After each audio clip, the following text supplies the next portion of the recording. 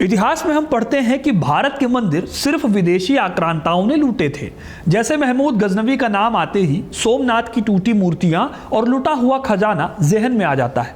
औरंगजेब को लेकर कहा जाता है कि औरंगजेब ने सैकड़ों मंदिर तोड़वाए थे। हालांकि इतिहास में इसको लेकर डिबेट है, लेकिन क्या हो अगर मैं आपको बताऊं कि आज से करीब 1000 साल पहले विदेशी सीमाओं से बहुत दूर कश्मीर की वादियों में एक हिंदू राजा ने अपने ही राज्य के मंदिर लूटे थे। यही नहीं, इस राजा के पास एक प्रॉपर डिपार्टमेंट था जिसका काम ही था मंदिरों को लूटना। इस ऑफिस की एक पोस्ट होती थी देवोत्पाटम नायक, यानी मूर्तियां उखाड़ने वाला ऑफिसर। ये बात कहीं और नहीं बल्कि कश्मीर के सबसे भरोसेमंद इतिहास ग्रंथ राजतरंगिणी में दर्ज एक फैक्ट है। लेकिन सबसे चौंकाने वाली बात यह है कि इतिहास में उस राजा का नाम शायद ही कभी पढ़ाया जाता है। ये कहानी है कश्मीर के लोहार वंश के राजा हर्षदेव की। इन्होंने 1089 से लेकर 1101 ईस्वी तक शासन किया। सोशल मीडिया पर इन्हें अक्सर सनसनीखेज तरीके से कश्मीर का औरंगजेब कह दिया जाता है। लेकिन क्या यह कंपैरिजन ठीक है? आज के इस वीडियो में हम राजतरंगिणी के उन पन्नों को खोलेंगे। आखिर क्यों हर्षदेव ने मंदिर तोड़वाए? क्या वो पहले ऐसे हिंदू राजा थे या फिर कश्मीर के इतिहास में और भी कोई राजा था जिसने यही काम किया था? और आखिर वो कौन से मंदिर थे जो हर्षदेव ने तोड़े? ये सब जानेंगे वीडियो के एंड में, तो वीडियो को पूरा देखिएगा, क्योंकि अपना इतिहास नहीं जानोगे तो खुद को कैसे पहचानोगे। हर्षदेव की इस कहानी को समझने के लिए सबसे पहले एक बहुत बड़े ऐतिहासिक कंफ्यूजन को तोड़ना जरूरी है।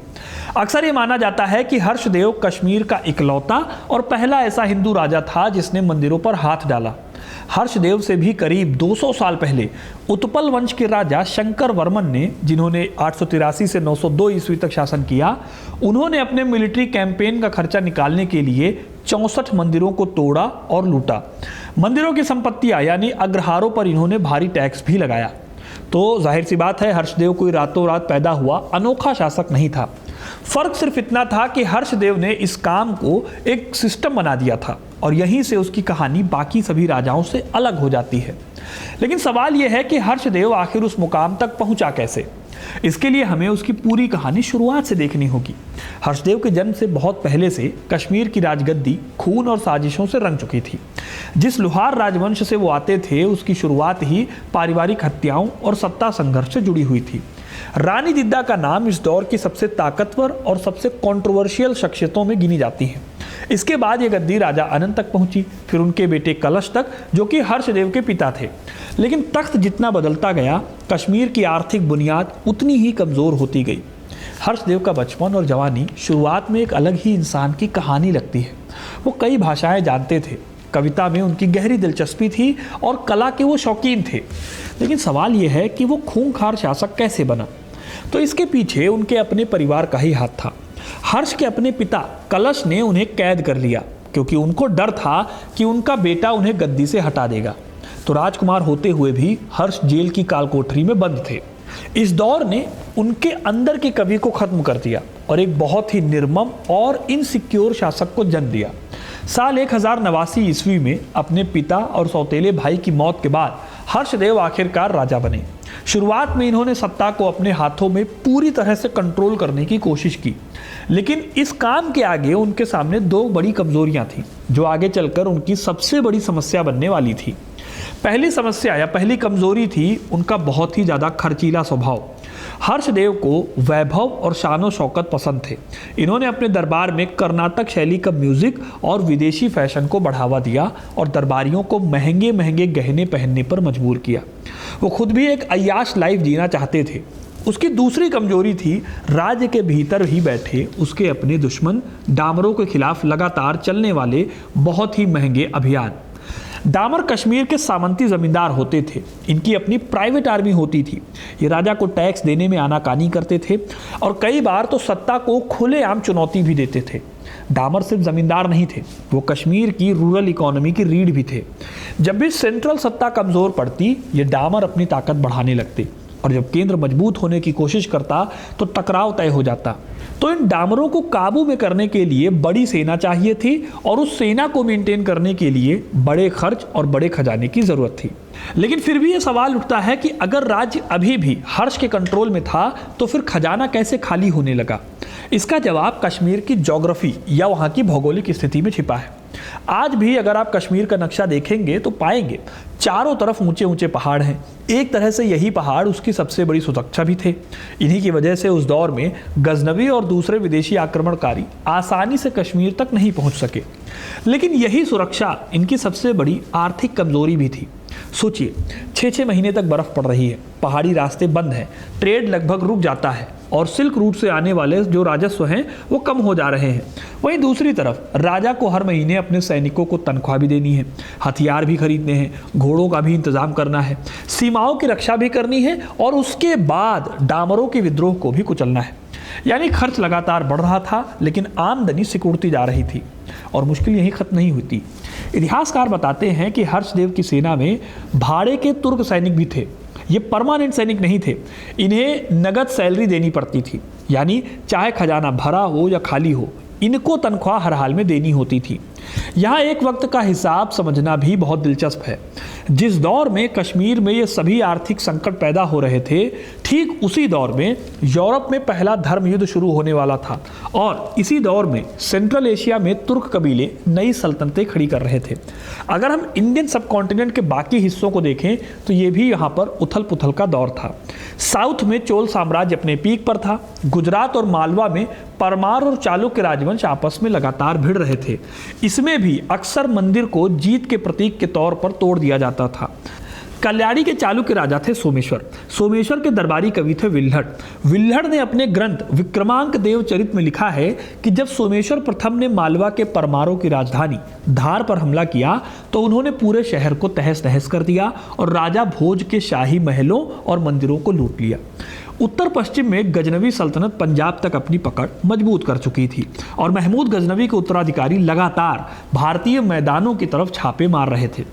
यानी हर्षदेव जिस वक्त कश्मीर के मंदिरों को लूटने की तैयारी में था, ठीक उसी दौर में बाकी भारत में भी मंदिर सत्ता संघर्ष और आर्थिक लाभ दोनों के सेंटर बने हुए थे, चाहे लूटने वाला राजा किसी भी धर्म का हो। लेकिन कश्मीर के मंदिर क्यों इतने परफेक्ट और लुभाने वाले निशाने थे, इसकी भी अपनी एक कहानी है।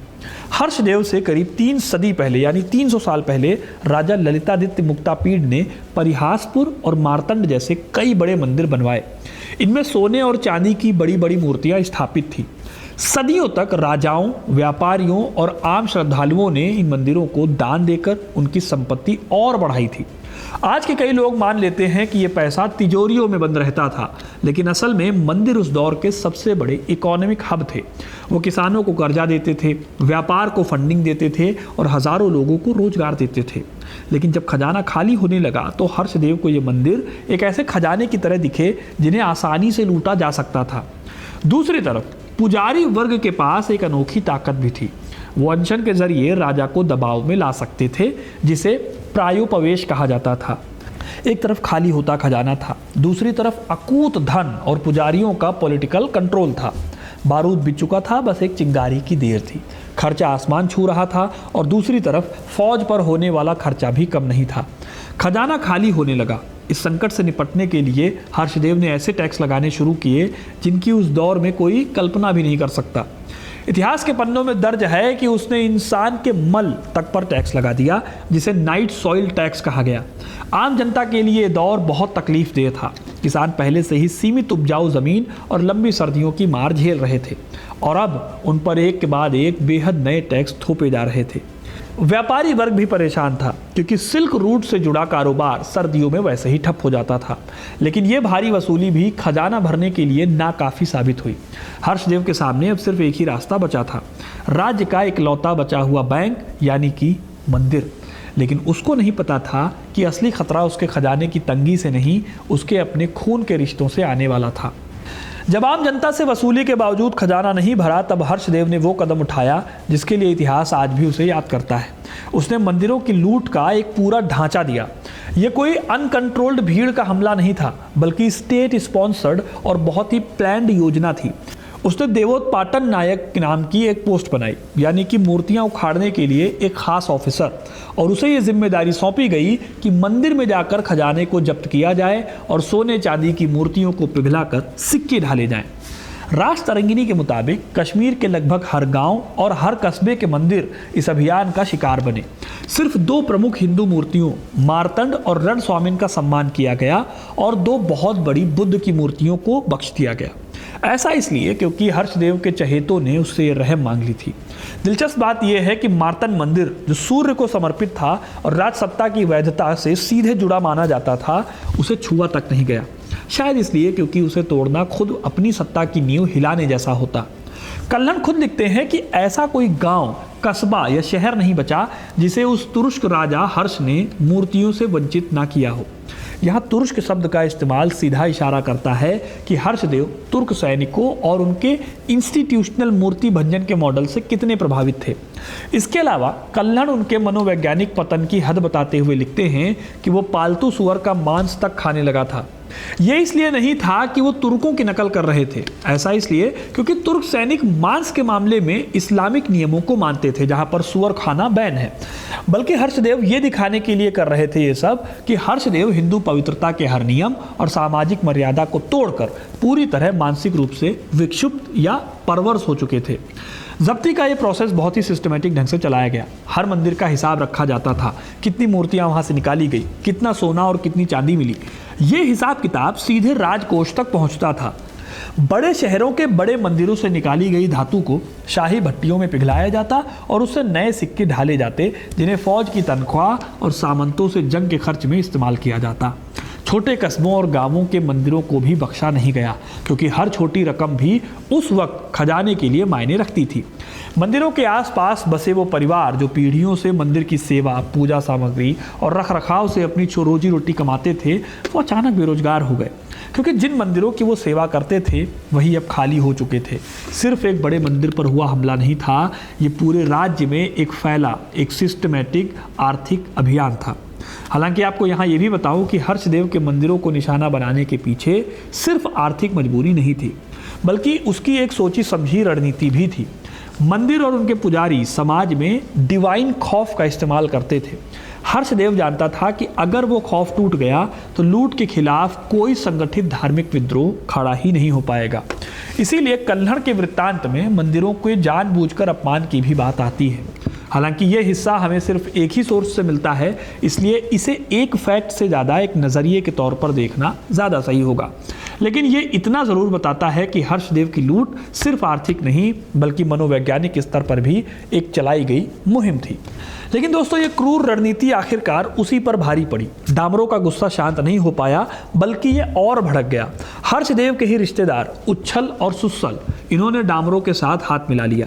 इंटरेस्टिंग बात यह है कि जिन मंदिरों के पैसे को हर्ष ने डामरों को कुचलने के लिए इस्तेमाल किया, आखिरकार वही डामर उसकी सत्ता को उखाड़ फेंकने का सबसे बड़ा हथियार बने।